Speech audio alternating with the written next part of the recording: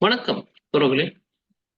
Palestine மீதான இனப்படுகொலை போர் துவங்கி இன்றோடு 210 நாட்களாகிறது. இந்நிலையில் பலஸ்தீன் தரப்பிற்கும் ஜியோனிஸ்ட் இஸ்ரேல் தரப்பிற்குமான பேச்சுவார்த்தை நடந்து கொண்டிருக்கிறது. தற்சமயம் எகிப்தில் நடந்து கொண்டிருப்பதாக செய்திகள் தெரிவிக்கின்றன. அதன் சிறு சிறு தகவல்கள் தற்போது வந்து கொண்டிருக்கிறது. அதன் முழுமையான தகவல்கள் வந்த பிறகு அதை பற்றி நாம் விரிவாக பேசவிருக்கிறோம். அதற்கு முன்னதாக நாம் ஏற்கனவே கூறியிருந்தது போல தோழர்களும் சிலர் கேட்டிருந்தார்கள். ஈரான் கடந்த ஏப்ரல் 13ஆம் தேதி இஸ்ரேல் மீது நடத்திய தாக்குதல், அதன் முழு நீள தகவல்களை நாம் தொகுக்க வேண்டிய தேவை இருந்தது. அதை பற்றி தான் இன்று பேச இருக்கிறோம். நம்மோடு தோழர் செந்தில் அவர்கள் இணைந்திருக்கிறார். வணக்கம் செந்தில் தோழர். வணக்கம் தோழர். தோழர், இப்போ இருக்கிற இந்த சுச்சுவேஷன் பாத்தீங்கன்னா, இன்றைக்கு தேதி வந்து 4 மே. மிக கடுமையான நெருக்கடியில தான் அந்த மக்களை வச்சிருக்கிறாங்க ரஃபால. அது நெருக்கி போயிட்டே இருக்கு ஒரு பக்கம். இன்னொரு பக்கம் இந்த ஈரான் இஸ்ரேல் மேல் நடத்தின தாக்குதலுக்கு அவங்களுடைய ரியாக்ஷன் டோட்டலாவே 0 அப்படின்ற இடத்துக்கு வந்துருச்சு. இஸ்ரேலுடைய தாக்குதல் ஈரானுக்கு எதிராக அப்படின்னு நம்ம எதிர்பார்த்தது. இப்போதைய சூழ்நிலை எப்படி இருக்கு? இதுக்கு முன்னாடி இதனுடைய தொடக்கத்திலிருந்து எங்கே தொடங்குச்சு? இதனுடைய டெக்னிக்கல் அண்ட் டீட்டெயில் கொஞ்சம் சொல்லுங்களேன். இந்த தாக்குதல் வந்து எல்லாருமே சொல்றாங்க, இது வந்து ஒன் ஆஃப் த வெஸ்ட் ஏசியாவோட மிக முக்கியமான இரவு, அந்த இரவு சனிக்கிழமை இரவு அப்படின்னு சொல்றாங்க. இதை எப்படி பாக்குறீங்க? இதோட டீட்டெயில் கொஞ்சம் சொல்லுங்களேன். ஏப்ரல் 13ஆம் தேதி அந்த தாக்குதல் நடவடிக்கை வந்து ஒரு மிக முக்கியமான நாளா மாறி இருக்கு. அது வந்து நீங்க பவர் ஸ்ட்ரகிள்ல, வெஸ்ட் ஏசியாவுடைய பவர் ஸ்ட்ரகிள்ல ஒரு மிக முக்கியமான திருப்புமுனை ஏற்பட்ட நாளா நம்மளால பார்க்க முடியும். இன்னொரு வகையில அக்டோபர் 7ங்கிறதே வெஸ்ட் ஏசியாவுடைய வரலாறுல மிக முக்கியமான திருப்புமுனை ஏற்பட்ட நாள் தான் அது. அக்டோபர் 7ங்கிறது. இந்த அக்டோபர் 7க்கான ப்ரிப்பரேஷன் எத்தனை வருஷமா பண்ணாங்க, அந்த திட்டமிடல்ங்கிறது எத்தனை வருஷமா நடந்தது அப்படிங்கிறதெல்லாம் கிட்டத்தட்ட ஒரு ஒரு 2 தசாப்தங்கள் திட்டமிட்ட ஒரு நடவடிக்கையாத்தான் வந்து இது இடம்பெற்றிருக்கு அந்த அக்டோபர் 7ங்கிறது. இந்த அக்டோபர் 7க்கு தயாரிப்பு பணிகள்ல ஈடுபடுறதற்காக அவங்க எந்த அளவுக்கு ப்ரிப்பரேஷன் பண்ணாங்க அப்படிங்கிறது. இப்ப இது வந்து நீங்க சாதாரணமா பார்த்தோம்னாக்க ஒரு அக்டோபர் 7ல ஒரு ஒரு ஜெயில் பிரேக் சம்பவம் நடைபெற்றுச்சு. அதற்கு பின்னால தாக்குதல் நடவடிக்கையை இஸ்ரேல் தொடங்குனுச்சு. அது இனப்படுகொலை வரைக்கும் போயிருச்சு. இப்ப இனப்படுகொலை வந்து சர்வதேச அரங்கில் இனப்படுகொலைன்னு கிட்டத்தட்ட உறுதிப்படுத்தியாச்சு. ஸோ இந்த நிலைக்கு போயிருக்கு. இந்த நிலைக்கு போயிருக்கு. இது எல்லாமே வந்து ஸ்பான்டேனியஸா நடந்த நிகழ்வு மாதிரி தான் வந்து சர்வதேச அரங்கிலும் சரி, தோழர்களுமே பலரும் வந்து அப்படிதான் பேசுறாங்க. இப்ப நீங்க இந்த ஹிஸ்டரிய ரொம்ப சிம்பிளஸ்ட் வேல வந்து புரிஞ்சுக்கிறதுக்கான முயற்சியில பலரும் ஈடுபடுறது நமக்கு தெரியுது. இத எப்படி நீங்க வந்து சிம்பிளிஸ்டிக்கா புரிஞ்சுக்கிறதுங்கிறதுல பல்வேறு கோணங்கள்ல வந்து இத வந்து அலசி ஆராய்கிறாங்க. இத வந்து ஆரம்ப காலகட்டத்துல இந்த அக்டோபர் 7 சம்பவம் தாக்குதல் நடந்த உடனே, பல அனலிஸ்டும் சொன்னது விஷயம் என்னன்னாக்க, இது ஒரு அ இஸ்ரேலோட பிளானு அப்படின்னு சொல்லி ஒரு தகவல் வந்து பரப்பப்பட்டுச்சு. இஸ்ரேல் தான் இதுக்கு திட்டமிட்டு இந்த மாதிரியான ஒரு தாக்குதல் நடவடிக்கைக்கு அனுமதிச்சுது அப்படின்னு சொல்லிட்டு ஒரு தகவல் பரவுனுச்சு. அதுக்கு காரணமா அவங்க சொன்னது என்னன்னா, ஹமாஸ்ங்கிற அமைப்பினுடைய வரலாற எடுத்து பார்த்தா, அது வந்து முஸ்லிம் பிரதர்ஹுட்லேருந்து வந்த அமைப்பு. ஸோ அதனால அது எப்பவுமே அமெரிக்க, இஸ்ரேலுக்கு சார்புடைய அமைப்பாகவே இருந்திருக்கு. அவங்களுடைய ஒரு ப்ராக்ஸியா தான் இருந்திருக்கு அப்படிங்கிறது தான் அவங்க வச்சிருக்கிற வாதம். இத பல்வேறு தருணங்கள்ல பலரும் வந்து எக்ஸ்பிரஸ் பண்ணாங்க. அந்த வியூஸ் வந்து இப்போ இல்ல. இப்போ பொதுவா பார்த்தீங்கன்னாக்க, பெரிய அளவுக்கு அந்த அந்த கருத்த பேசக்கூடியவர்கள் ரொம்ப ரொம்ப குறைவா தான் இருக்கிறாங்க. அதற்கான பின்னணி காரணம் என்னன்னா, ஹமாஸ்ங்கிற அமைப்பு அந்த தந்திரோபாயம், அதாவது டாக்டிக்கல் ஸ்ட்ராட்டஜிய வந்து வச்சிருந்தது. ஹமாஸ்ங்கிற அமைப்ப பார்த்தீங்கன்னாலே உங்களுக்கு தெரியும். அது ரொம்ப ரொம்ப டாக்டிக்கலான ஒரு அமைப்பு. ஆ ஒரு ஒரு ரெசிஸ்டன்ஸ சர்வைவ் பண்றதுங்கிறது சர்வை பண்றதுங்கிறது மிகப்பெரிய சிக்கலுக்குரிய விஷயம் இந்த காலகட்டத்துல. ஏன்னா, நீங்க இதுக்கு முன்னாடி என்ன நடந்தது? இதுக்கு முன்னாடியான வரலாற நீங்க எடுத்து பார்த்தீங்கன்னா, சர்வதேச அளவுல இந்த மாதிரியான விடுதலை அமைப்புகள் இயங்க முடியாத ஒரு நிலை தான் இருந்துச்சு. அது 2001 அந்த இரட்டை கோபுர தாக்குதல், அல்-கொய்தாவ வந்து அதுக்கு டூலா பயன்படுத்தினது, அல்-கொய்தா மீதான தாக்குதல், அதனைத் தொடர்ந்து ஏற்பட்ட இந்த வெஸ்ட் ஆசியா முழுக்க ஏற்பட்ட போர்கள், அதனுடைய தொடர்ச்சியா உலக அளவுல வந்து இந்த ஆன்டி இன்சர்ஜென்சி மூவ்மெண்ட்ஸ வந்து அ இது பண்ணது, அழித்தொழித்தது.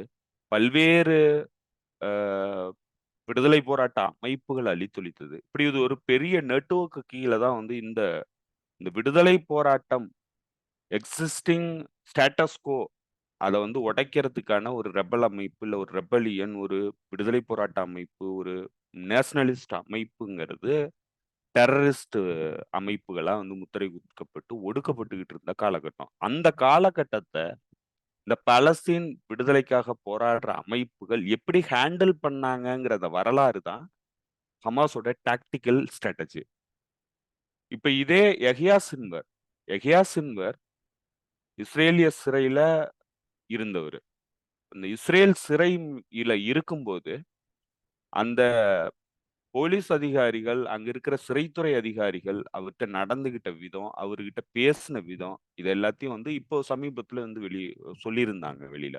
அப்பதான் வந்து யஹ்யா சின்வர பத்தி அவங்கள புரிஞ்சுக்கிறதுக்கான அந்த சைக்காலஜிக்கலா ஸ்டடி பண்றதுக்கான முயற்சியில ஈடுபட்டப்போ, யஹ்யா சின்வர்ங்கிறவரு எந்த வகையிலயும் ஒரு ரெசிஸ்டன்ஸ் அமைப்பினுடைய தலைவருக்குரிய தகுதியோட அவரு நடந்துகிட்டதே கிடையாதுங்கிறாங்க. ஏன்னா, அவரு இந்த ரெசிஸ்டன்ஸ்ங்கிறதே மக்களுக்கு எதிரானது. அது வந்து நம்ம வந்து இந்த மாதிரி பண்ணும்போது மிகப்பெரிய சிக்கல் ஏற்படுது. மக்களுக்கு வந்து மிகப்பெரிய சிக்கல் ஏற்படுது. ஸோ, அதனால அதெல்லாம் நம்ம பெருசா பண்ண தேவையில்ல. இருக்கிறதுல அமைதியா வந்து வாழ்றதுக்கான முயற்சிய மேற்கொள்ளணும். அப்படின்னு சொல்லி தான் இவரு அந்த சிறைச்சாலை வாழ்க்கைய முழுக்க வந்து கடத்தியிருக்கிறாரு. இப்ப அவருங்க வெளியில வந்ததுக்கு அப்புறம், முழுமையான ஒரு ரெபெல் லீடரா மாறி, இந்த அக்டோபர் தாக்குதலுக்கான முழுமையான பிரிப்பரேஷன பண்ணி, தாக்குதல வந்து அட்மினிஸ்டர் பண்ணி, உத்தரவு போட்டது வந்து யஹ்யா சின்வார். இப்ப இவரு இப்பதான் அவங்க வந்து அ இஸ்ரேல்ல இருக்கிற படைப்பிரிவும் சரி, அவங்களுடைய அந்த இன்டெலிஜென்ஸ் அமைப்புகளும் வந்து இவர புரிஞ்சுக்கிறாங்க. என்னன்னா, இவரு அவங்கள டிசீவ் பண்ணியிருக்கிறாரு. அவங்கள இவருடைய உண்மையான நோக்கத்த வந்து மறைச்சு, அவங்கள வந்து டிசீவ் பண்ணியிருக்கிறாரு. இது ஏன் ஏற்பட்டுச்சு அப்படின்னு நீங்க பார்த்தீங்கன்னா, இந்த டிசீவ் பண்றதற்கான நோக்கம், அதாவது மறைமுகமான திட்டமிடல், ஒரு ரகசியமான திட்டமிடல், அத எதிரிகள வந்து ஏமாத்துறது, அவங்கள மண்ணுல கண்ண தூவி தங்களுடைய திட்டங்கள வந்து தொடர்ந்து செயல்படுத்துறது, இது எல்லாத்தையும் வந்து அவங்க டாக்டிக்ஸாவே பண்ணியிருக்கிறாங்க தொடர்ந்து. இது ஏன் ஏற்பட்டுச்சு? இந்த டாக்டிக்கல் யுக்திய வந்து ஏன் வந்து அவங்க கடைபிடிச்சாங்க அப்டின்னா, நீங்க சர்வதேச அரங்குல ஏற்பட்ட அரசியல் மாற்றங்கள பார்த்தீங்கன்னா, உங்களுக்கு புரிஞ்சுக்க முடியுது. ஏன்னா, சர்வதேச அரங்குல எந்த ஒரு அ இது இருந்ததுனாலும், அ எந்த ஒரு ம் விடுதலை போராட்ட அமைப்பு, இல்ல நேஷனலிஸ்ட் ஆம்பிஷன்ல இருக்கிற அமைப்புகள் எதுவா இருந்ததுனாலும், தீவிரவாதிகள் முத்திரை தான் குத்தப்பட்டுச்சு. அத வந்து மெயின் ஸ்ட்ரீம்ல வந்து நார்மலைஸ் பண்ணிட்டாங்க. எந்த அமைப்பும் வந்து தீவிரவாத அமைப்பு அப்படிங்கிற அளவுக்கு வந்து மெயின் ஸ்ட்ரீம் பண்ணிட்டாங்க. மெயின் ஸ்ட்ரீம்ல நார்மலைஸ் பண்ணிட்டாங்க. மக்கள் மத்தியில அந்த கருத்துக்கள வந்து விதைச்சுட்டாங்க. சர்வதேசம் முழுக்க, அதாவது இன்னும் சொல்லப்போனா ய ரஷ்யா, சைனா போன்ற நாடுகளும் அந்த அந்த ஸ்டாண்ட் பாயிண்ட்ல தான் வந்து நின்னாங்க. அதுக்கு பல்வேறு காரணங்கள் இருக்கு. இப்ப ரஷ்யாவ பொறுத்தளவுல செச்சன்யாவுடைய பிரச்சனை வந்து தீவிரமா இருந்தது. இப்ப செச்சன்யாங்கிறது ரஷ்யாவுக்கு ஒரு தீவிரவாத நெருக்கடிய வந்து உருவாக்கிட்டு இருந்தது. அப்ப ரஷ்யாவும், அமெரிக்கா கூட சேர்ந்து இந்த திட்டங்களுக்கு உதவி பண்ணாங்க. சைனா வந்து ஒரு நியூட்ரல் பாலிசிய வந்து மெயின்டெயின் பண்ணுச்சு. அதனுடைய எக்கனாமிக் வளர்ச்சிய மட்டுமே மையப்படுத்தி அதனுடைய வெளியுறவு கொள்கைங்கிறது திட்டமிடப்பட்டிருந்தது. அதனால பெரிய அளவுக்கு அவங்களும் இதுல எந்த வகை எதிர்ப்பும் செலுத்தல. இப்படியான ஒரு காலகட்டம்ங்கிறது கிட்டத்தட்ட வந்து ஒரு 20 ஆண்டுகள் தொடருது. இந்த 20 ஆண்டுகள் காலகட்டம்ங்கிறது மிக நெருக்கடியான காலகட்டம் ரெசிஸ்டன்ஸ் அமைப்புகளுக்கு. உங்களுக்கு தெரியும், அந்த காலகட்டத்தில தான் புலிகள் அமைப்பு வந்து அழித்தொழிக்கப்பட்டுச்சு. இப்படி பல்வேறு அமைப்புகள் உலகம் முழுக்க வந்து அழித்தொழிக்கப்பட்டன. இந்த ஆயுதம் தாங்கிய போராட்ட குழுக்கள் வந்து அழித்தொழிக்கப்பட்டன. எல்லாத்துக்கும் பிரிடெக்ஸ் வந்து என்ன சொன்னாங்கன்னா, தீவிரவாத அமைப்பு அப்படிங்கிற ஒரே வார்த்தையில முத்திர குத்திருக்காங்க. குத்துனாங்க. ஸோ இந்த ப்ரீகர்சரை வச்சு தான் இவங்க வந்து இந்த ஒட்டுமொத்த அமைப்புகளையும் அழிச்சுக்கிட்டு இருந்தாங்க. இத சர்வைவ் பண்ண வேண்டிய இடத்துல தான் அவங்க டிசீவ் பண்ணாங்க இந்த குளோபல் பவர்ஸ. ஸோ இத தான் வந்து நம்மளால அதிலிருந்து விளங்கிக்க முடியுது. அப்போ ஹமாஸ் நடத்தின ஆட்சி முறை, ஹமாஸ் நடத்தினது ஆட்சி முறைங்கிறது அது தேர்தல்ல வெற்றி அடைஞ்சது. அதுக்கு முன்னாடி வந்து இஸ்ரேலும், அமெரிக்காவும் பலஸ்தீன்ங்கிற அந்த விடுதலைக்காக போராடிக்கிட்டு இருக்கிற பலஸ்தீன் அத்தாரிட்டி அப்படிங்கிற அந்த அமைப்ப அவங்களுடைய நெகோசியேஷன ஓவர் கம் பண்ணி, இந்த ஸ்டேட்டுங்கிற ஸ்ட்ரக்சர வந்து உடைச்சு, அத வந்து ஒண்ணுமில்லாம ஆக்குறதுக்காக என்ன பண்ணாங்க, சரி ஓகே இன்னொரு பவர் வந்து ரைவல் ஃபோர்ஸா வரும்போது, அவங்கள வந்து நம்ம எம்ப்ரேஸ் பண்ணோம்னா, நம்மளுடைய திட்டங்கள வந்து நம்மளால செயல்படுத்த முடியும். அப்படிங்கிற இடத்துல தான் இஸ்ரேல் அரசாங்கமும் சரி, அமெரிக்காவும் அவங்களுடைய திட்டங்கள வச்சிருந்தாங்க. ஆனா, ஹமாஸ்ங்கிறது அவங்களுடைய திட்டத்தையே தானும் அதுக்கு உடன்படுற மாதிரியான ஒரு இதுக்கு போயி, தான் வந்து ஒரு நீங்க சொல்றத கேட்டு நடக்கக்கூடிய ஒரு அமைப்புங்கிற மாதிரி அவங்கள டிசீவ் பண்ணி, தேர்தல்ல போட்டியிட்டு வெற்றி அடைஞ்சாங்க. வெற்றி அடைஞ்சதுக்கு அப்புறம் என்ன பண்ணாங்கன்னா, ஹமாஸ வந்து தடை பண்ணிட்டாங்க. இந்த காசாவ வந்து பிசீஜ் பண்ணிட்டாங்க. இப்போ பிசீஜ் பண்ணிட்டாங்க. ஹமாஸ் வந்து பெரிய அளவுக்கு மூவ்மெண்ட்ஸ் எதையுமே பண்ணல. அப்போ எல்லாருக்குமே என்ன தோணிடுச்சுன்னா, ஹமாஸ்ங்கிறது மற்றொரு பிஏவா மாறிடுச்சு. பலஸ்தீன் அத்தாரிட்டியா மாறிடுச்சு. ஸோ, அதனால வந்து பெரிய அளவுக்கு இந்த விடுதலை போராட்டங்கிறத வந்து கைவிட்டுடுச்சு. இந்த மக்களுக்கு வந்து காட்டிக் குடுத்துருச்சு, துரோகம் பண்ணிடுச்சு அப்படிங்கிற இடத்துல தான் அவங்களுடைய அ பார்வைங்கிறது இருந்துச்சு. ஸோ, இது எல்லாமே இந்த அக்டோபர் 7ங்கிறப்ப அவங்க வந்து இவ்வளோ காலம் உலகத்தினுடைய எல்லா பவர்ஃபுல் கண்ட்ரீஸையும் டிசீவ் பண்ணியிருக்காங்க அப்படிங்கிறத அவங்க தெளிவுபடுத்தியிருக்காங்க. இந்த காலகட்டத்தில தான் அவங்களுடைய அவங்க யார் கூட தன்னுடைய பார்ட்னர்ஷிப்ப வந்து உருவாக்கிக்கிறது, யார் வந்து தனக்கு முழுமையான உதவி பண்ணுவா, யாரெல்லாம் வந்து ஏமாத்தி தனக்கு தேவையான ஆயுத உதவிகளையும் சரி, பண உதவிகளையும் சரி, நம்மளால வந்து எடுத்துக்க முடியும். ஏன்னா, இங்க இன்டர்நேஷனல் அரேனா எல்லாருமே ஏமாத்துறாங்கங்கிறது பலஸ்தீனியர்களுக்கு எப்பவோ தெரியும். ஸோ, இத எல்லாத்தையும் அவங்க வந்து முழுமையா தன்னுடைய திட்டங்களுக்காக அ ஹமாஸ் வந்து பயன்படுத்தியிருக்கு. அப்பதான் அக்டோபர் 7ஆம் தேதி தாக்குதல் நடத்தியிருக்கு. இந்த இதுக்கு முன்னாடி ஏற்படுத்தின இந்த நெட்வொர்க்ங்கிறது, அப்பதான் வந்து ஈரான் வந்து இந்த பின்னணியில வந்து இயங்கி ஒரு பெரிய பெரிய நெட்வொர்க்க ஆக்சிஸ் ஆஃப் ரெசிஸ்டன்ஸ் நெட்வொர்க்க வந்து உருவாக்கியிருக்கு. இப்ப இத எல்லாத்தையும் உருவாக்குனதுக்கு அப்புறம், இவங்க வந்து தாக்குதல் நடவடிக்கைக்கு தயாராகி வராங்க. இப்ப இந்த அக்டோபர் 7ங்கிறது என்ன பண்ணுனுச்சு அப்டின்னீங்கன்னா, இந்த ஒட்டுமொத்த ரீஜியனோட பொலிட்டிக்ஸ வந்து கம்ப்ளீட்டா சேஞ்ச் பண்ணிடுச்சு. ஏன்னா, இங்க இந்த பகுதியினுடைய ஆதிக்கம் செலுத்துற ஒரு அ அரக்கனா இருந்ததுங்கிறது இஸ்ரேல்.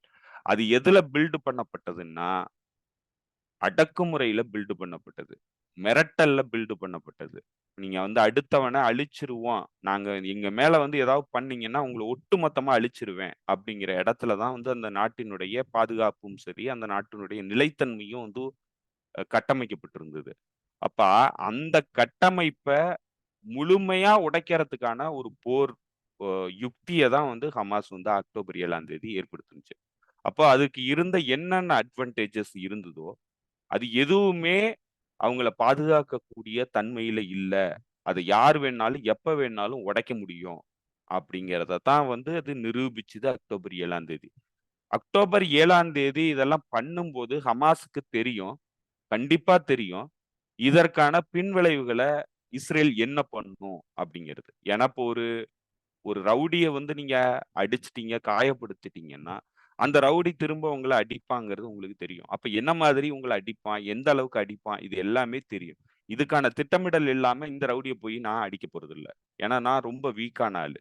அப்படிங்கிற இடத்துல தான் அதுக்கான ஃபுல் பிரிப்பரேஷனோட தான் வந்து அவங்க போய் அந்த தாக்குதல வந்து நடத்துனாங்க. அப்ப இந்த தாக்குதல் நடந்ததுக்கு அப்புறம், இந்த ஒட்டுமொத்த நெட்வொர்க் கிரியேட் பண்ணியிருந்த நெட்வொர்க்கும் ஸ்விட்ச் ஆன் ஆக ஆரம்பிச்சுருச்சு. இவங்க தாக்குதல் நடத்துனாங்க. அந்த ஒட்டுமொத்த அ ஒரு மித்தா கட்டமைச்சு வச்சிருந்த இஸ்ரேலுடைய செக்யூரிட்டி, இஸ்ரேலுடைய பலம்ங்கிறது ஒட்டுமொத்தமா உடைஞ்சுது. ஒரே நாள்ல உடைஞ்சது. அது உடைஞ்சு அந்த அந்த மயக்கத்திலிருந்து இஸ்ரேல் அரசாங்கம் தெளிவுறதுக்குள்ள எல்லா விடுதலை அமைப்புகள் எல்லாருமே வந்து என்ன பண்ணிட்டாங்க, இத சரியான சந்தர்ப்பமா வச்சு கரெக்ட்டா வந்து அவங்களுடைய ஆக்டிவேஷன வந்து ஆரம்பிச்சுட்டாங்க. ஆக்டிவேட் ஆயிடுச்சு. அந்த ஒட்டுமொத்த ரெசிஸ்டன்ஸும். இப்ப இங்க இவங்களுக்கு முதல்ல ஃபர்ஸ்ட் அடிச்சவன அடிக்கணும். அப்ப அவங்க திட்டம் வச்சிருந்தாங்க, இந்த ஒட்டுமொத்த காசாவ நம்ம வந்து ஒரு பெரிய தோல்விய சந்திச்சுட்டோம். நம்ம மேல இருந்த பயம்ங்கிறது போயிருச்சு. நம்மளுடைய டிட்டரன்ஸ்ங்கிறது ஒட்டுமொத்தமா காலியாயிடுச்சு. இந்த டிட்டரன்ஸ திரும்ப நம்ம மீள்கட்டுமானம் பண்ணி நிலைநிறுத்தணும்னா, இதுக்கு டிஸ்ப்ரொபோர்ஷனேட் அளவுல நம்ம தாக்குதல வந்து நடத்தி ஆகணும். இப்ப நம்மள அடிச்சவன முதல்ல நம்ம தாக்குதல் நடத்தி அழிச்சாகணும். அப்படிதான் வந்து அவங்களுடைய ஆ ஸ்ட்ராட்டஜிய வந்து அவங்க கட்டமைக்கிறாங்க. அப்ப அதுக்கு என்ன பண்றாங்கன்னா, எத்னிக் கிளென்சிங் அப்படிங்கிற இடத்துக்கு போறாங்க. எத்னிக் கிளென்சிங் பண்ணி ஒட்டுமொத்தமா காசால இருக்கிற மக்கள வெளியேத்துறது, அவங்கள கொல்றது, இனப்படுகொலை பண்றது. இதுதான் வந்து அவங்களுடைய திட்டம். ஏன்னா, இந்த 1000 சொச்சம் பேரு போனதுங்கிறது ஒரு பெரிய விஷயம் கிடையாது. இந்த ஒட்டுமொத்த மித்தாலஜி அவங்கள சுற்றி கட்டமைக்கப்பட்டிருந்த ஒட்டுமொத்த கட்டமைப்பையும் உடைச்சது தான் பிரச்சனை அவங்களுக்கு. இந்த 1200 பேர் போனது பிரச்சனை கிடையாது. ஒட்டுமொத்த கட்டமைப்பையும் உடைச்சுட்டாங்கங்கிறது தான் பிரச்சனை.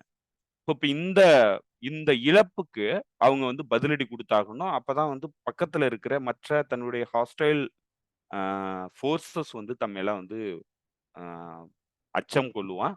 தொடர்ந்து வந்து தான் அந்த பகுதியில தன்னுடைய அந்த ஸ்டேட்டஸ் கோவ வந்து மெயின்டெயின் பண்ண முடியும். அந்த இடத்துல தான் அவங்க இந்த போர வந்து ஆரம்பிக்கிறாங்க. ஆனா என்ன ஆகுதுன்னா, அவங்க வந்து அண்டர் எஸ்டிமேட் பண்றாங்க. இது ஒரு சின்ன அமைப்பு. இந்த அமைப்பு வந்து உள்ளுக்கு போய் மக்கள நம்ம அழிச்சுட்டு ஈஸியா அந்த அமைப்ப அழிச்சிடலாம் அப்படிங்கிறது தான் அவங்களுடைய திட்டமிடலா இருக்கு. அதுக்காக தான் வந்து அவங்க இந்த போர வந்து ரொம்ப கேஷுவலா போறாங்க. உள்ளுக்கு போறாங்க.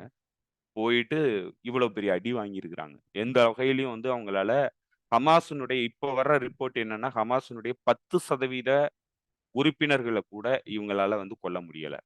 அப்படின்னா 90% ஹமாஸ் வந்து இன்டாக்ட்டா இருக்கு. ஹமாஸ் மட்டும் இல்ல, ஒட்டுமொத்த ஆக்சிஸ் ஆஃப் ரெசிஸ்டன்ஸும் இன்டாக்ட்டா இருக்கு. இவங்களால எதுவுமே பண்ண முடியல. ஏன்னா, முழுக்க முழுக்க அண்டர் கிரவுண்ட் நெட்வொர்க்க கிரியேட் பண்ணி ஆயுத உற்பத்தியிலிருந்து எல்லாத்தையும் வந்து உள்ளுக்கே பண்ணியிருக்கிறாங்க. அதனால ஆயுத பற்றாக்குறை கிடையாது. இன்றைய வரைக்கும் எந்தெந்த தாக்குதலுக்கு எந்தெந்த வெப்பன பயன்படுத்தணுமோ, அந்த வெப்பன தான் பயன்படுத்துறாங்க. ஏதோ ஒரு வெப்பன பயன்படுத்துற இடத்துல இல்ல. இன்னமும் அவங்க வந்து முதல்ல தாக்குதல் நடத்தின அந்த பேட் ஹனூனுக்கு வந்து முதல்ல வந்தாங்க. இப்ப பேட் ஹனூன் உள்ளுக்கு வந்தாலும், இன்னமும் அங்கிருந்து தாக்குதல் வந்து தொடருது. அப்ப நீங்க ஒட்டுமொத்தமா காசால எங்கெல்லாம் இந்த ஃபோர்ஸஸ் போகுதோ, அங்கெல்லாம் தாக்குதல் நடத்துதுன்னா, அதனுடைய அர்த்தம் என்னன்னா, எல்லா இடத்துலயும் ஆக்சிஸ் ஆஃப் ரெசிஸ்டன்ஸ் இருக்கு. இன்னும் ஃபங்ஷனா இருக்குது. இன்னும் இன்டாக்ட்டா இருக்கு. அப்ப எந்த இடத்துல இருந்தும் இவங்களால அவங்கள அழிக்கவே முடியல. அப்ப ஒட்டுமொத்த தோல்விய வந்து தழுவியிருக்கிறாங்க. இப்ப இந்த தோல்வி உறுதியானதும், இவங்க என்ன பண்றாங்க, டெஸ்பரேட் ஆகுறாங்க. இந்த தோல்விய வந்து மறைக்க வேண்டிய தேவை வருது. அப்ப இந்த தோல்விய மறைக்கணும்னா, ஏதோ ஒரு இடத்துல அவங்க ஸ்டாப் பண்ணியிருக்கிறாங்க. முழுமையா வந்து அந்த தோல்விய வந்து எக்ஸ்போஸ் பண்ண விடாம, அதுதான் ரஃபாங்கிற இடத்துல இந்த மக்கள கொண்டு வந்து அடைச்சிருக்கிறாங்க. அத ஒரு டூலா பயன்படுத்தி நெகோசியேஷனுக்காக பயன்படுத்துறாங்க. இப்ப ரஃபால அடைச்சுட்டாங்க. ரஃபால அடைச்சுட்டு என்ன பண்றாங்க, அடுத்து ஹெஸ்புல்லாவ நோக்கி தன்னுடைய பார்வைய வந்து திருப்புறாங்க. ஹெஸ்புல்லாவ நோக்கி திருப்புறாங்க. ஹெஸ்புல்லாவுக்கு எதிரான தாக்குதல் நடவடிக்கைக்கு போறதுக்கு தயாரா இருக்கிறாங்க. ஆனா இன்னொரு பிரச்சனை என்னன்னாக்க, ஹெஸ்புல்லாங்கிறது ஹமாஸ விட பல மடங்கு பவர்ஃபுல்லானது. அங்க போனா இத விட ஹியூமிலியேட்டிங் டிஃபீட்ட வந்து அனுபவிக்க வேண்டியிருக்கும். அப்படிங்கிற இடத்துல அவங்களுக்கு அதுல சிக்கல் வருது. அதனால தான் அவங்க வந்து இன்னும் ஹெஸ்புல்லாவ நோக்கி லெபனான்குள்ள போகாம இருக்கிறாங்க. 2 இடத்துல வந்து இவங்களுடைய அ தோல்வி வந்து ஸ்ட்ராட்டஜிக்கா வந்து ஃபெயில் ஆகுது. நேரடியா களத்துல இறங்கி காசாக்குள்ள முழுமையான தோல்விய வந்து அவங்க அனுபவிக்கிறாங்க. இப்ப இப்படி எல்லா வகையிலயும் ஒட்டுமொத்தமா தோல்வியை மட்டுமே வந்து கெயின் பண்ணியிருக்கிற இந்த இஸ்ரேலுக்கு வேற ஏதோ ஒரு பெரிய வெற்றிய வந்து தன்னால நிலைநிறுத்த முடியும். தன்னால வந்து உருவாக்க முடியும் அப்படின்னு நம்புது. அப்பதான் அவங்க என்ன பண்றாங்கன்னா, ஈரான்ங்கிறது 2000லிருந்து நம்ம வந்து தாக்குதல் நடத்துறோம். 2000லிருந்து நம்ம வந்து அவங்கள வந்து ஹியூமிலியேட் பண்றோம். அவங்க இதுவரைக்கும் வந்து ஆ நம்ம மீது வந்து நேரடியா தாக்குதல் நடத்தினதில்ல. ஏன்னா, அவங்களுக்கு அவங்களுடைய உள்நாட்டுல இருக்கிற ப்ராஸ்பெரிட்டி பிரச்சனை. ஏன்னா, அவங்களுக்கு வந்து என்னன்னா, அ பொருளாதார தடைகள் விதிக்கப்பட்டிருந்தது. ஸோ அதனால வந்து உள்நாட்டுக்குள்ளேயே வந்து பல சிக்கல்கள் உருவானுச்சு. எக்கனாமிக் பிரச்சனை இருந்தது. அவங்களால வந்து செல்ஃப் சஃபிஷியன்ட்டா வந்து நிக்க முடியாத ஒரு சூழ்நிலையில இருந்தாங்க. அந்த இடத்துல அமெரிக்காவ பயன்படுத்திக்கிட்டு அவங்களுடைய நியூக்ளியர் ப்ரோகிராம காலி பண்றது, அவங்களுக்கு எதிரா வந்து இன்னும் தீவிரமான எக்கனாமிக் எம்பார்கோ வந்து உருவாக்குறது, அவங்கள வந்து ஹியூமிலியேட் பண்றது, இப்படி பல்வேறு வகையில இஸ்ரேல் அரசாங்கம் தொடர்ந்து வந்து அவங்களுக்கு நெருக்கடி குடுத்துக்கிட்டே இருந்துச்சு. ஒட்டுமொத்தமா ஈரானுக்கு வந்து முழுமையான நெருக்கடிய வந்து குடுத்துக்கிட்டே இருந்துச்சு. ஆ அந்த நியூக்ளியர் ப்ரோகிராம் வந்து பண்ண சயின்டிஸ்ட்கள நேரடியா போயி ஈரான்ல கொலையும் பண்ணுச்சு. அசாசினேட் பண்ணுச்சு. பல்வேறு இடங்கள்ல சிரியா மீது தாக்குதல். அடுத்து வந்து சிரியா மீது இந்த போர் வந்து போகுது. யுஎஸ் நடத்துற அந்த போருங்கிறது சிரியாவுக்கு விரிவடையுது. சிரியாக்குள்ள விரிவடைஞ்ச உடனே என்ன பண்றாங்கன்னா, சிரியால இருக்கிற இந்த ஈரானோட மிலிட்டரி அட்வைசர்ஸ வந்து அப்பப்ப வந்து அசாசினேட் பண்றாங்க. இது எல்லாத்தையுமே ஈரானுக்கு ஸ்ட்ராட்டஜிக் பேஷன்ஸ் இருந்தது. ஏன்னா, அது திட்டமிட்டு இதுக்கான ஒட்டுமொத்த நெட்வொர்க்கையும் உருவாக்கிட்டு தான் நமக்கான பாதுகாப்ப உறுதிப்படுத்தினதுக்கு அப்புறம் தான் நம்மளால வந்து இவன அடிக்க முடியும். இல்லன்னா, இவன் வந்து நேரடியா தெஹ்ரான்ல வந்து குண்டு போட்டான்னா, ஏற்கனவே இருக்கிற சிக்கல்ல இது மிகப்பெரிய சிக்கலா போயிடும். நம்மளால இந்த பகுதியில வந்து தன்னுடைய அந்த ரெவல்யூஷனரி கவர்ன்மெண்ட்ட வந்து ரன் பண்ண முடியாது. இஸ்லாமிக் ரெவல்யூஷன் கவர்ன்மெண்ட்ட. அது மிகப்பெரிய அளவுக்கு இந்த பகுதியில இருக்கிற தன்னுடைய பார்ட்னர்ஸ் எல்லாருக்குமே மிகப்பெரிய சிக்கல உருவாக்கும். ஸோ, இப்ப இதுதான் வந்து ஈரானுடைய ஸ்ட்ராட்டஜிக் பேஷன்ஸ்க்கான அடிப்படையான காரணம். இத அவங்க அண்டர் எஸ்டிமேட் பண்ணிட்டாங்க. அப்பதான் என்ன பண்றாங்க, டமாஸ்கஸ்ல போய் தாக்குதல் நடத்துறாங்க. டமாஸ்கஸ்ல போய் ஈரானியுடைய தூதரகத்துல வந்து போய் தாக்குதல் நடத்துறாங்க. இந்த ஈரானுடைய தூதரகத்துல தாக்குதல் நடத்தின உடனே, ஈரான்ட்ட இருந்து இந்த ரெஸ்பான்ஸ அவங்க எதிர்பார்க்கல. தாக்குதல் நடத்துவோம். ஏதாவது ஈரான் வந்து அவங்களுடைய ப்ராக்ஸி ஃபோர்ஸஸ வச்சுக்கிட்டு தாக்குதல் நடத்துவாங்க. அவங்களுடைய அலைடு ஃபோர்ஸஸ. அது என்ன திரும்ப நம்ம மறுபடியும் நம்ம ஈரானுடைய அ கமாண்டர்ஸ் மீது தாக்குதல் நடத்தலாம். ஸோ இப்படி வந்து தொடர்ந்து வந்து இத வந்து எஸ்கலேட் பண்ணிக்கிட்டே நம்மளால போக முடியும் அப்படின்னு நெனச்சு தான் ஒரு ஸ்ட்ராட்டஜிக் மிஸ்டேக்க வந்து பண்ணிட்டாங்க இஸ்ரேல். இப்ப இதுக்கான பதிலடிய வந்து ஈரான் குடுக்கணும்னு முடிவு பண்ண உடனே, ஈரான் வந்து அதுக்கான தயாரிப்பு நடவடிக்கையில ஈடுபட்டு, அந்த தாக்குதல வந்து ஏப்ரல் 13ஆம் தேதி நடத்துது. இப்ப 72 மணி நேரத்துக்கு முன்னாடி, அந்த பகுதியில இஸ்ரேலோட பார்ட்னர்ஸா இருக்கிற எல்லாருக்கும், இவங்களுடைய யார் யாரு எந்தெந்த நாடுகள் வந்து இதுக்கு உதவி பண்ணுமோ, அந்த நாடுகளுக்கு பூரா தகவல் குடுக்குது. நான் தாக்குதல் நடத்தப் போறேன்ட்டு. அமெரிக்கா இத தடுத்து நிறுத்த முடியாதுங்கிறது புரிஞ்சதுக்கு அப்புறம், வில்லியம் பர்ன்ஸ் மூலமா என்ன சொல்றாங்க, "நீங்க எங்களுடைய தளங்கள் மீது தாக்குதல் நடத்தாதீங்க. எங்களுடைய இன்ட்ரெஸ்ட் மீது தாக்குதல் நடத்தாம, நீங்க உங்களுடைய ரிட்டரிட்டரி ஸ்ட்ரைக்க பண்ணுங்க" அப்படிங்கிறாங்க. ஆனா, அமெரிக்கா முதற்கொண்டு இதுக்கு தடுப்பு நடவடிக்கைக்கு தன்னை தயார்படுத்திக்க முடியல. ஏன்னா, அமெரிக்காவுக்குமே இவ்வளவு பெரிய ஒரு தாக்குதல்ங்கிறது நடக்கும் அப்படின்னு சொல்லி அமெரிக்காவும் எதிர்பார்க்கல. அப்போ ஒட்டுமொத்தமா இவங்களுடைய இன்டெலிஜென்ஸ்ங்கிறது ஃபெயில் ஆயிருக்கு. அப்பதான் வந்து ஏப்ரல் 13ஆம் தேதி இவங்க தாக்குதல வந்து பண்றாங்க. அந்த தாக்குதல்ல ஒரு 300 ட்ரோன்ஸ் வந்து பயன்படுத்தினதா சொல்றாங்க. 200 ட்ரோன்ஸ் பயன்படுத்தினதா சொல்றாங்க.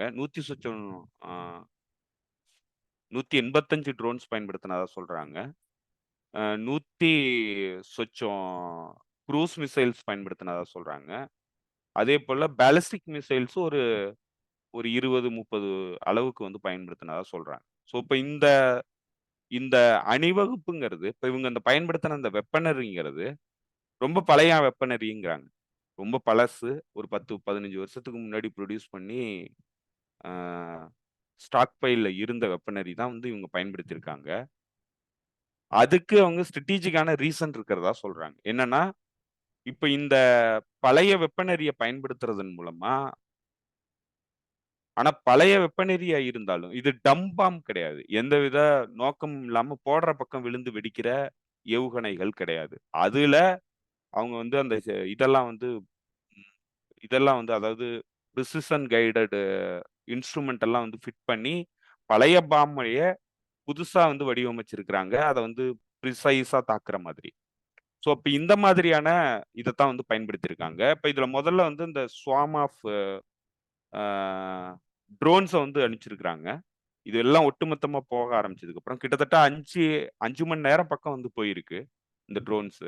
இந்த 5 மணி நேரம் போய் இது வந்து முழுமையா அவங்களுடைய டிஃபென்ஸ் சிஸ்டத்தை வந்து மானிட்டர் பண்ணியிருக்கு முழுமையா. எங்கிருந்து என்னென்ன தாக்குதல் நடக்குது அப்படிங்கிறது எல்லாத்தையுமே பண்ணியிருக்கு. அப்படிதான் வந்து இவங்க வந்து அது ஒரு ஸ்ட்ராட்டஜிக் ரீசனா தான் வந்து அனுப்பிச்சிருக்கிறாங்க. ஏன்னா இந்த மாதிரி வந்து ஆ, அனுப்ப வேண்டிய தேவையில்ல. ஏன்னா தாக்குதல் நடத்தணுங்கிறத முடிவு பண்ணியிருந்தாங்கன்னா, நேரடியா பாலிஸ்டிக் மிசைலா அனுப்பிச்சிருப்பாங்க. ஆனா பாலிஸ்டிக் மிசைல் அனுப்பல. ஸோ இப்ப இது ஃபர்ஸ்ட் விஷயமா வந்து அவங்க இன்டெலிஜென்ஸ் கலெக்ட் பண்ணியிருக்கிறாங்க. எங்கெங்க தாக்குதல் நடக்குதுங்கிறத. அடுத்தது என்ன பண்ணியிருக்காங்க, க்ரூஸ் மிசைல் அனுப்பிச்சிருக்காங்க. க்ரூஸ் மிசைல் ஏன்னா இப்ப இங்க இஸ்ரேல்ல லேயர் பை லேயரா தான் அவங்களுடைய டிஃபென்ஸ் சிஸ்டம் வந்து இருக்கு. Air defence. ஒரு லேயருக்கு ஒரு ஏன்னா பல்வேறு தொழில்நுட்பங்கள் வந்து அவங்க பயன்படுத்துறாங்க. அயன் டோம்ங்கிறது தான் பொதுவா எல்லாருக்கும் தெரிஞ்சது. டேவிட் ஸ்லிங்ன்னு சொல்லி ஒரு தொழில்நுட்பம் பயன்படுத்துறாங்க. அதுபோல வந்து தாட் சிஸ்டம் பயன்படுத்துறாங்க. அமெரிக்காவுடைய தாட் சிஸ்டம் பயன்படுத்துறாங்க. பெட்ராய்டிக் மிசைல்ஸ் பயன்படுத்துறாங்க. இப்படி பல வகையான அயன் ஏரோன்னு சொல்ற ஒரு டிஃபென்ஸ் சிஸ்டம் வந்து பயன்படுத்துறாங்க. இப்படி பல்வேறு வகையான ட்ரோன் டிஃபென்ஸ் சிஸ்டம் வந்து அவங்க பயன்படுத்துறாங்க. இப்போ இவங்க டார்கெட் பண்ணது 3 மிலிட்டரி சைட். ஒண்ணு வந்து அதுல இன்டெலிஜென்ஸ் யூனிட். அது கோலான் ஹைட்ஸ்ல இருக்கிற இன்டெலிஜென்ஸ் யூனிட். இந்த 2 மிலிட்டரி சைட், ஒரு இன்டெலிஜென்ஸ் யூனிட். இந்த இன்டெலிஜென்ஸ் யூனிட்ல தாக்குதல் நடந்ததுல அன்அஃபிஷியலான தகவல் என்னன்னா 40 பேர் இறந்து போனதா சொல்றாங்க. ஆனா இதுவரைக்கும் அது வந்து டிஸ்க்ளோஸ் ஆகல. அதுக்கு அடுத்து இந்த நவரிம் அ நாவடைம் பேஸ்ங்கிற அவங்களுடைய F-35 கேரி பண்ற பேஸ்ங்கிறத தாக்கியிருக்கிறாங்க. அடுத்து இன்னொரு பேஸ் மிக முக்கியமான பேஸையும் வந்து அவங்க தாக்கியிருக்கிறாங்க. ரமோனாங்கிற பேஸ வந்து தாக்கியிருக்கிறாங்க. இது 2மே வந்து மிலிட்டரிலி ரொம்ப முக்கியமானது. இது வந்து இஸ்ரேலுடைய தென்பகுதிகள்ல இருக்கிற அ இது. ஸோ அங்க தான் வந்து இவங்க தாக்குதல் நடத்தியிருக்கிறாங்க. இப்போ இதுல இஸ்ரேல் வந்து இத எப்படி வந்து அ தடுக்கிறதுக்கான முயற்சியில இஸ்ரேல் மட்டும் இல்ல, 10 நாடுகள் இணைந்து செயல்பட்டதா சொல்றாங்க. ஈரான் வந்து 10 நாடுகள் இதுல ஈடுபட்டாங்க அப்படின்னு சொல்றாங்க. அதுல குறிப்பா அப்பவே வந்த தகவல் என்னன்னா, சவுதி அரேபியா இவங்களுடைய ஃபிளைட்ஸுக்கு ரீஃபியூயல் பண்றதுக்கான உதவிய வந்து சவுதி அரேபியா பண்ணதா சொன்னாங்க. ஜோர்டான் வந்து தன்னுடைய அ பகுதிகள முழுக்க அமெரிக்கா கிட்ட ஒப்படைச்சு, அமெரிக்காவுடைய பெட்ராய்டிக் மிசைல்ஸ் வந்து பயன்படுத்துறதுக்கு அனுமதிச்சிருக்கு. அமெரிக்காவுடைய பெட்ராய்டிக் மிசைல்ஸ் தான் ஜோர்டான்ல தாக்குதல் நடத்தி இந்த ட்ரோன்கள வீழ்த்தியிருக்கு. மிசைல்ஸ வீழ்த்தியிருக்கு. குரூஸ் மிசைல்ஸ. ஸோ இது வந்து ஜோர்டான் வந்து தாக்குதல் நடத்தியிருக்கு. ஜோர்டான்ல அமெரிக்கா வந்து தன்னுடைய பெட்ராய்டிக் மிசைல்ஸ வச்சு பயன்படுத்தி தாக்குதல் நடத்தியிருக்கு. இப்ப அமெரிக்கா முழுமையான இந்த பகுதியினுடைய பாதுகாப்பு, இஸ்ரேல் ஏர் ஸ்பேஸ விட்டுட்டு மீதி இருக்கிற நாடுகள்ல எங்கெங்கெல்லாம் வருதோ, அங்கெல்லாம் கண்காணிச்சு தாக்குதல் நடத்தியிருக்கு. வேற என்ன பண்ணியிருக்கிறாங்கன்னா, ஜிபிஎஸ்ஸ முழுமையா வந்து ஸ்விட்ச் ஆஃப் பண்ணியிருக்கிறாங்க. ஒட்டுமொத்தமா அந்த பகுதியுடைய ஜிபிஎஸ்ஸ வந்து அ டர்ன் ஆஃப் பண்ணியிருக்கிறாங்க. ஜிபிஎஸ் ஒர்க் ஆகல. ஒட்டுமொத்தமாவே வந்து அந்த ரீஜியன் முழுக்க வந்து ஜிபிஎஸ் ஒர்க் ஆகல. ஆனா, இது ஈரான் வந்து இந்த ஜிபிஎஸ் பேஸ் பண்ணி அவங்களுடைய டெக்னாலஜிய வச்சுக்கல. இது வந்து தெரிஞ்சு தான் அவங்க பண்றாங்க. ஸோ, ஒரு எலக்ட்ரானிக் டெக்னாலஜிக்கல் வார்ஃபேரா வந்து இந்த வார்ஃபேர் வந்து நடந்திருக்கு. இப்போ முழுமையா வந்து தங்களுடைய இண்டிஜினியஸான டெக்னாலஜிய பயன்படுத்தி ஈரான் வந்து மனோவர் பண்ணி இந்த ப்ரிசைஸா வந்து இந்த தளங்கள் மீது தாக்குதல் நடத்தியிருக்கு. அப்போ நீங்க மற்ற நாடுகள உலகத்துல இருக்கிற மற்ற நாடுகள் பார்த்தீங்கன்னா, மற்ற நாடுகளுக்கும் ஈரானுக்குமான அந்த வேறுபாட உங்களால புரிஞ்சுக்க முடியும். அப்ப ஈரான் வந்து தயார் நிலையில எல்லா டெக்னாலஜிக்கல் லெவல் அட்வான்ஸ்மென்ட்ஸையும் உருவாக்கி வச்சிருக்குங்கிறது தெரியுது. அதே மாரி அமெரிக்கா இந்த தாக்குதல தடுக்கிறதுக்கான முயற்சியில ஈடுபட்டதுல, இப்போ ரிப்போர்ட் வருது. அவங்க வந்து 90% தாக்குதல் வெப்பனரிய வந்து நாங்க தடுத்துட்டதா அப்ப வந்து மாறு தட்டிக்கிட்டாங்க. இப்ப என்ன சொல்றாங்கன்னா, இஸ்ரேலே வந்து ரிப்போர்ட் குடுக்குது.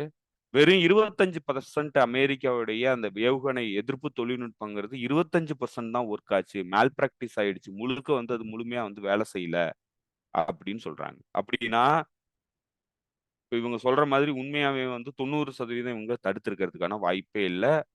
மோர் தென் 50% இவங்களால தடுத்திருக்க முடியாது. ஸோ அதுதான் வந்து கலை எதார்த்தம். அததான் திரும்ப சொல்றாங்க.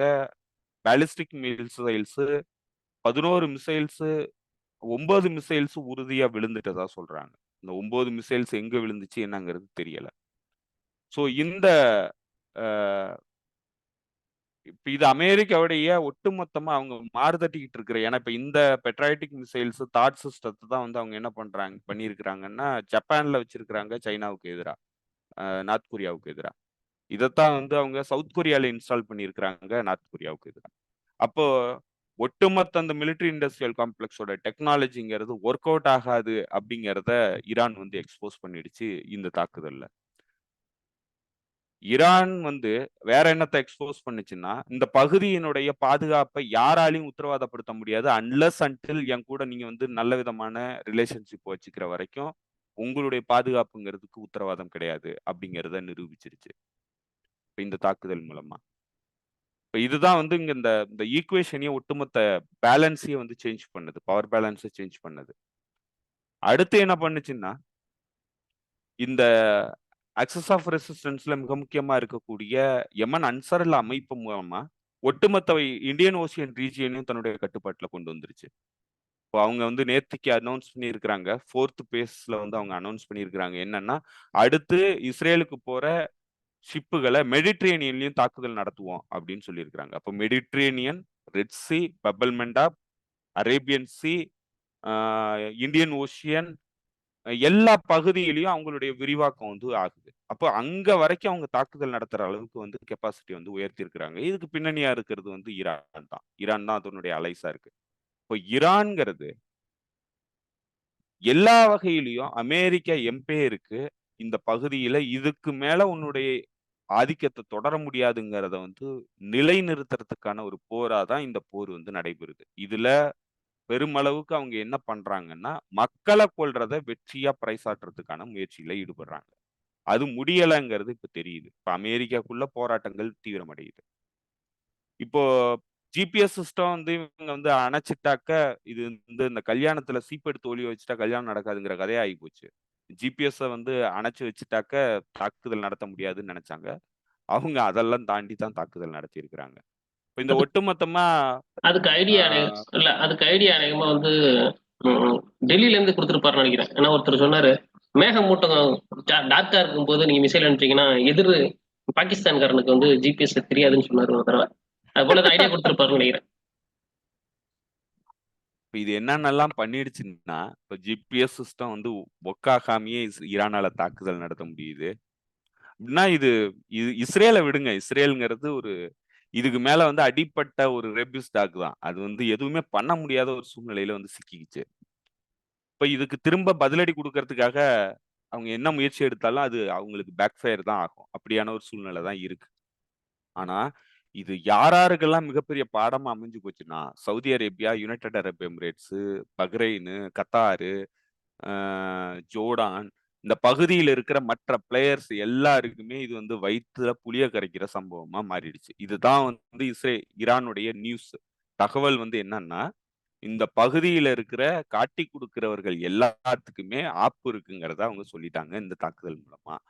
சோ இவ்வளவு டெக்னிக்கலா நடந்திருக்கு. என்னன்னா நீங்க ட்ரோனை பயன்படுத்தியிருக்காங்க. இப்ப ட்ரோன் வந்து 185 ட்ரோன் பயன்படுத்தினதா சொல்றாங்க. இப்ப இந்த 185 ட்ரோனை வந்து அழிக்கிறதுக்கு 150 F-13 F-16 வகை பிளைட்டுகள் வந்து பறந்திருக்கு இஸ்ரேல் முழுக்க. 150 F-16 வகை பிளைட்டுகள். அவங்க தான் வந்து இந்த ட்ரோன்ஸை வந்து தாக்கியிருக்கிறாங்க. இப்ப இவங்களுக்கு பூரா வந்து ரீஃபில் பண்ணது இது வந்து ஃபியூயல் வந்து ரீஃபில் பண்ணது சவுதி அரேபியாங்கிறதையும் அவங்க புரிஞ்சு வச்சிருக்கிறாங்க. யார் யாரெல்லாம் அந்த பிளேயர்ஸ் வந்து இதுக்கு உதவி பண்றாங்கங்கிறதையும் அவங்க இதுல கம்ப்ளீட்டா வந்து ஸ்டடி பண்ணிட்டாங்க.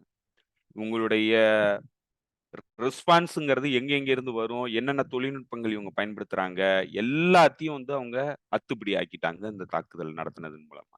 ஆனா இப்போ ஈரான் நடத்தின தாக்குதல்ல இவங்க என்ன லேர்ன் பண்ணியிருக்க முடியுதுன்னா எதையுமே லேர்ன் பண்ண முடியல. ஏன்னா அவங்களுடைய நவீன தொழில்நுட்பங்கள் எதையுமே அவங்க பயன்படுத்தல இந்த தாக்குதலுக்கு. எந்த வெப்பன்ஸும் வந்து அவங்க நவீன வெப்பன்ஸை பயன்படுத்தல. அதனால ஈரான்ட்ட என்ன வெப்பன்ஸ் இருக்கு, என்ன டெக்னாலஜி பயன்படுத்துறாங்க அப்படிங்கிறத கண்டுபிடிக்கிறதுக்கான வாய்ப்பே இல்லாம ஒரு தாக்குதலை நடத்திருக்கு. இவங்களுடைய ஒட்டுமொத்த சிஸ்டத்தையுமே வந்து அவங்க அண்டர்ஸ்டாண்ட் பண்ணிட்டாங்க. ஸோ இதுதான் இந்த தாக்குதலை பொறுத்தளவுல நடந்தது. அப்ப அக்டோபர் 7ல ஆரம்பிச்சு இந்த ஏப்ரல் 13ஆம் தேதி வரைக்கும் நடந்த இந்த நிகழ்வுகள்ங்கிறது ஒட்டுமொத்தமா இந்த பகுதியினுடைய பவர் பேலன்ஸ்ங்கிறத தலைகீழா புரட்டி போட்டுடுச்சு. ஈரான் வந்து வலுவானதாகவும், அமெரிக்க தலைமையிலான காட்டிக் கொடுத்தவர்களின் கூட்டணிங்கிறது கீழாவும் போயிடுச்சு. இந்த ஒட்டுமொத்த பவர் பேலன்ஸ் ஷிஃப்ட் ஆயிடுச்சு அப்படிங்கிறது தான் இந்த ஒட்டுமொத்த சினாரியோல நடந்தது. இந்த தாக்குதல்ல என்னென்னலாம் நடந்திருக்குன்னா, இதெல்லாம் நடந்திருக்கு. டெக்னாலஜிக்கல் வைஸ் ஏகப்பட்ட விஷயங்கள அண்டர்ஸ்டாண்ட் பண்ணிட்டாங்க. இவங்களுடைய டெக்னாலஜி அவங்களால அண்டர்ஸ்டாண்ட் பண்ண முடியாத அளவுக்கு இவங்களுடைய ஸ்ட்ராட்டஜியை வந்து வலுப்படுத்தி வச்சிருக்கிறாங்க. இப்போ இதுக்கு எதிர் நடவடிக்கையில இஸ்ரேல் ஈடுபட்டதா வந்து ஒரு தகவல் வந்துச்சு. அது இன்னும் முழுமையா உறுதிப்படுத்தப்பட முடியல. ஆனா இதுக்கு அந்த அளவுக்கு ஹியூமிலேட் ஆகியிருக்கிறாங்க. அந்த அளவுக்கு ஹியூமிலேட் ஆகி அன்னைக்கு வார் கேபினெட்ல நடந்த உரையாடல்கள ஒரு யூடியூப் சேனல்ல வந்து நீங்க நேரடி ஒளிபரப்பு பண்ணியிருந்தீங்கன்னா, இஸ்ரேல்ல இருக்கிற 4 மில்லியன் பேர் ஓடிருவாங்கன்னு சொல்லி ஒய்நெட்டோடைய பத்திரிகையாளர், இஸ்ரேலோட பத்திரிகையாளரே வந்து எழுதுறாரு. அத கேட்டிருந்தாங்கன்னா 4 மில்லியன் இஸ்ரேலிஸ் வந்து வெளியில கிளம்பியிருப்பாங்க அப்படின்னு. ஸோ அந்த அளவுக்கு பேனிக் ஆகியிருக்கிறாங்க. என்ன பண்றதுன்னு தெரியாம. அதே மாதிரி அதுக்கு எதிர் நடவடிக்கையில அவங்க வந்து அணு ஆயுதம் பயன்படுத்துறதுக்கும் திட்டமிட்டதா சொல்றாங்க. அணு ஆயுதம் பயன்படுத்துறதுக்கு திட்டமிட்டது மட்டும் இல்ல, ஈரான்ல இருக்கிற நியூக்ளியர் ஃபெசிலிட்டிய தாக்குறதுக்கான திட்டமும் அவங்க கையில வச்சிருந்ததா சொல்றாங்க. இதெல்லாம் யார் சொல்றான்னா, பெப்பே எஸ்கோபார் சொல்றாரு. அவரு ஹை லெவல் இன்ஃபர்மேஷன் எனக்கு கிடைச்சதுன்னு சொல்றாரு. இன்னும் சொல்லப்போனா, இஸ்ரேல் வந்து F-35ல நியூக்ளியர் பாம்ப சுமந்துகிட்டு போயி தாக்குதல் நடத்துறதுக்கான முயற்சியில ஈடுபட்டு, அத ரஷ்யாவுடைய அ ஆ ஃப்ளைட் வந்து தாக்கி அழிச்சிட்டதா ஒரு தகவல் சொல்லியிருக்கிறாரு. அது வந்து ஹை லெவல் சீக்ரெட் இன்ஃபர்மேஷன். உலக நாடுகள் எல்லாருக்குமே அந்த விஷயங்கள் தெரியும். ஆனா எல்லாருமே சேர்ந்து ஒரு கா ஒரு கன்சைன்ஸ் அ க ஒரு கன்சென்சஸ உருவாக்கி இத வந்து வெளியிலேயே லீக் பண்ணக்கூடாதுங்கிற அளவுக்கு முடிச்சிருக்கிறாங்க அப்படிங்கிறதையும் சொல்றாரு. அவரு திரும்ப திரும்ப ரீஇட்டரேட் பண்றாரு. என்னுடைய சோர்ஸ்ங்கிறது பொய் கிடையாது. உண்மதான். இது பின்னாடி வரும்ன்ட்டு. அவரு இன்னும் சொல்றாரு, அ சைமோர் ஹெர்ஸ் வந்து அத வந்து உறுதிப்படுத்துறாரு. அவரும் அதுக்கான பாசிபிலிட்டி இருக்குன்னு சொல்றாரு. அப்படின்னு சொல்லி அவருடைய வாதத்த வந்து இன்னும் விட்டுக் குடுக்க தயாரா இல்ல. அவரு உண்மைங்கிறாரு. ஸோ இந்த அளவுக்கு டெஸ்பரேஷன்ல போயிருக்கிறாங்க. இப்ப இவங்களுக்கு வேற என்ன மாதிரியான பதிலடி நடவடிக்கை ஈரானுக்கு எதிரா இதுக்கு நடத்த முடியும்னா, எந்த ஆப்ஷனும் இல்லாத அளவுக்கு பண்ணது தான் ஈரானுடைய அந்த டிட்டரன்ஸ். அந்த டிட்டரன்ஸ்ங்கிறது நீங்க உருவாக்கணும்னா, இஸ்ரேல் இவ்வளவு காலம் உருவாக்குன அந்த டிட்டரன்ஸ்ங்கிறது ஒரு ஒரு ஒரு நொடியில வந்து மாறக்கூடிய டிட்டரன்ஸ் தான். அதோட கெப்பாசிட்டி அவ்வளவுதான் அப்படிங்கிறத ஈரான் உருவாக்கிடுச்சு. ஈரான் உருவாக்குன டிட்டரன்ஸ உங்களால எதுவுமே பண்ண முடியாதுங்கிற அளவுக்கு வந்து அவங்களுடைய ஸ்ட்ராட்டஜிய வந்து வடிவமைச்சு அவங்களுடைய டிட்டரன்ஸ உருவாக்கிட்டாங்க. இப்ப இதுக்கு பதிலடி நடவடிக்கை என்ன குடுக்கறதுங்கிறது இவங்களுக்கு புரியலையா? இல்ல இத குடுத்தோம்னா இன்னும் மிகப்பெரிய விளைவுகள் ஏற்படுமா? ஏன்னா எந்த ஆப்ஷனும் இல்லாத மாரி தான் தெரியுது. ஸோ இதுதான் நம்ம இத முழுமையா பார்த்தோம்னா புரியுது. இதுக்கு மேல வேற ஏதாவது டெக்னிக்கல் டீட்டெயில் இருந்ததுன்னா, தொடர்ந்து நம்ம பேசும்போது பேசலாம் தோழர். ஓகே, ஓகே தோழர். பெர்ஃபெக்ட். இந்த டீட்டெயில தான் நான் தோழர்களுக்கு சொல்லணும்னு நினைச்சோம். கரெக்ட்டா சொல்லி முடிச்சிட்டோம்னு நினைக்கிறேன். மிக்க நன்றி செந்தில் தோழர் உங்களுக்கு. இன்னும் அந்த பப்பே எஸ்கோபார் பேசுனத பத்தி இன்னும் கொஞ்சம் டீட்டெயில் பேச வேண்டியிருக்கு. அந்த டீட்டெயில் நானும் கலெக்ட் பண்ணிட்டு அதுக்கப்புறம் இன்னொரு தடவ பேசுவோம் அத. வேற ஏதாவது நீங்க தோழர்களுக்கு சொல்ல வேண்டியிருக்கா? வேற எதுவும் இல்ல தோழர். தொடர்ந்து பேசலாம். நன்றி. ஓகே தோழர். நன்றி தோழர்களே. மீண்டும் சந்திப்போம். நன்றி, வணக்கம்.